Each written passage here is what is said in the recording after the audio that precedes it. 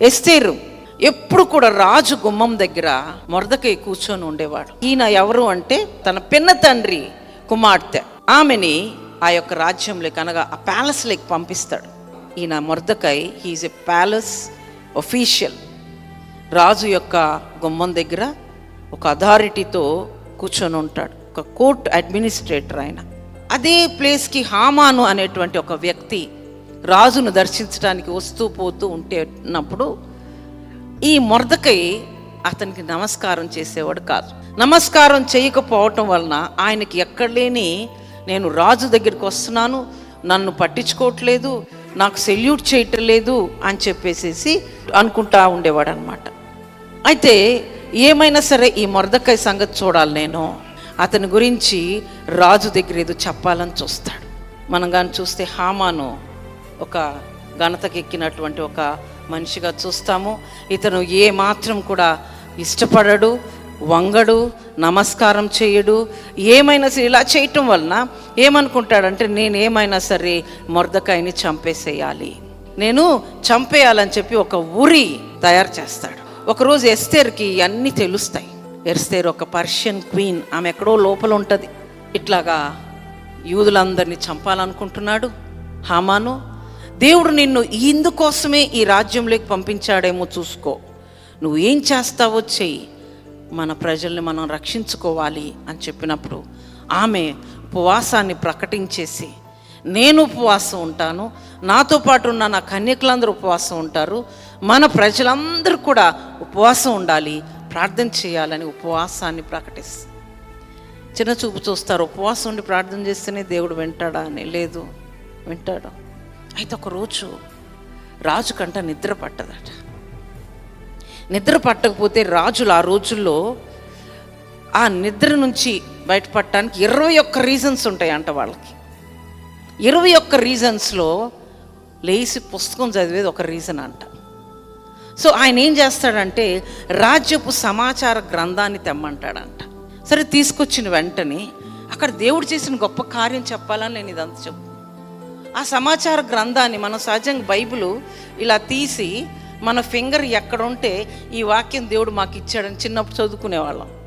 రాజ్య సమాచార గ్రంథాన్ని తీసుకొచ్చినప్పుడు ఆ గ్రంథంలో ఏమని రాయబడి ఉంటుందంటే, ఆయన అలా తీయంలోనే కరెక్ట్ పేజ్ ఓపెన్ అవుతుంది.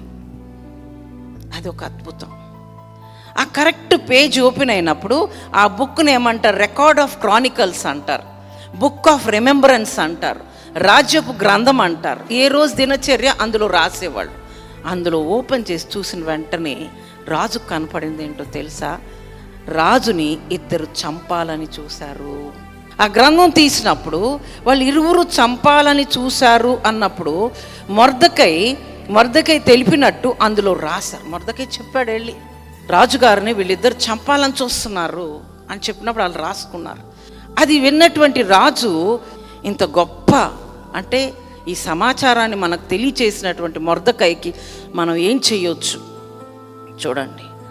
ఇక్కడ కానీ మనం చూస్తే హామాను అడుగుతాడు, రాజుకు ఒక మేలు చేసిన వాడికి మనం ఏమి చేయొచ్చు అని హామాను అడిగినప్పుడు హామాను ఏమనుకుంటాడు తెలుసా? ఆ మేలేదో నాకే అనుకుంటాడు. ఏమనుకుంటాడు? ఆ మేలు నాకే, నా కోసమే అనుకొని చెప్పి అతనికి ఏం చెయ్యాలి అని హామాను అడిగినప్పుడు, రాజు నన్నేక గణపరిచేది, రాజుకు నేనంటేనే ఇష్టం అని చెప్పేసి అనుకొని ఇవన్నీ అడుగు చెప్తాడు. అయితే దేవుని బిడ్డలారా, మనం కానీ చూసినట్లయితే ఒక సందర్భంలో ఎస్తేరు వారి 2 భోజనానికి పిలుస్తుంది. రాజు అయినటువంటి అహష్వేరోషుకి ఎస్తేరు అంటే చాలా చాలా ఇష్టం. నీ మనవి ఏంటి? నీకేం కావాలి? తమ దృష్టికి దయ పొందిన దాననైతే, రాజుకు యుక్తంగా తోస్తే, తమ దృష్టికి నేను ఇంపైన దాన్నైతే, ఇదిగో ఇతను ఎవరు? ఈ హామాను నా ప్రజల్ని చంపాలని చూశాడు. కాబట్టి మీరు ఆ తాకీదుని తీసేయండి. చాలా చాలా పోరాడుతుంది ఎస్తేరు అక్కడ. ఇతనేమో రాజు దగ్గర నుంచి శాసనం తెచ్చుకున్నాడు, ఏమని? వీళ్ళందరిని చంపటానికి. రాజుకి ఇవన్నీ తెలియక ఆజ్ఞని ఆయన జారీ చేసేస్తాడు, నీ ఇష్టం వచ్చినట్టు చెయ్యి అంటాడు. కానీ చివరికి చంపాలనుకుంది ఎవరిని అని కానీ చూస్తే ఈ యూదుల్ని, మొర్దెకైని, ఎస్తేర్ని కూడా. ఇక ఈ శిక్ష తనకు రాబోతుంది అని హామానుకు తెలిసినప్పుడు అట్లా కూర్చొని ఉన్నటువంటి ఎస్తేరు యొక్క ప్లేస్కి వెళ్ళి, ఇక్కడ రాయబడి ఉంటుంది, ఆమె యొక్క శయ్య మీద పడి ఉండటాన్ని అతను చూసినప్పుడు అంట రాజు కోపంతో అతని మీద బాగా కోపం తెచ్చుకొని రాజు బయటికి తోలిపడేసేసి, ఆ తర్వాత ఏదైతే ఉరి తయారు చేశాడో హామాను, ఆ ఉరి చివరికి హామాను భార్య, హామాను యొక్క బిడ్డలు, ఆ తర్వాత అక్కడ వ్యతిరేకులందరూ కూడా ఆ యొక్క చనిపోయే పరిస్థితి రాజు కలిగిస్తాడు. అంటే తను క్రియేట్ చేసినటువంటి ఆ గుంటలో తనే పడతాడు.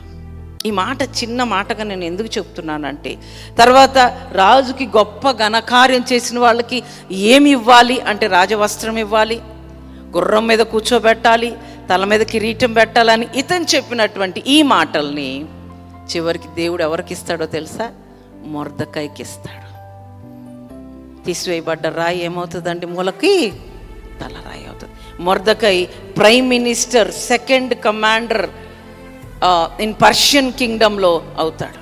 ఏంటి, ఒకప్పుడు గుమ్మం దగ్గర కాపలా కాస్తున్నటువంటి మొర్దెకై, రాజుకు ఒక మేలు చేయాలి అని ఆశపడ్డటువంటి మొర్దెకై, యూదుడైనటువంటి వాడు, ప్రార్థనాపరుడైనటువంటి వాడు, ఆయనని దేవుడు ఘనపరిచి ఈ యొక్క హామానుని పతనం చేసి, దేవుడు పడేసి, తను తోకున్న గుంటలో తానే పడేలాగా చేసి, ఆ తర్వాత ఈ పర్షియన్ కింగ్డమ్ అఫైర్స్ అన్నీ చూసుకుంటానికి మరి ఒకప్పుడు ఉన్నటువంటి హామానుకున్న పవర్ అంతా ఇప్పుడు మొర్దెకైకి ఇవ్వటాన్ని మనం చూస్తాం.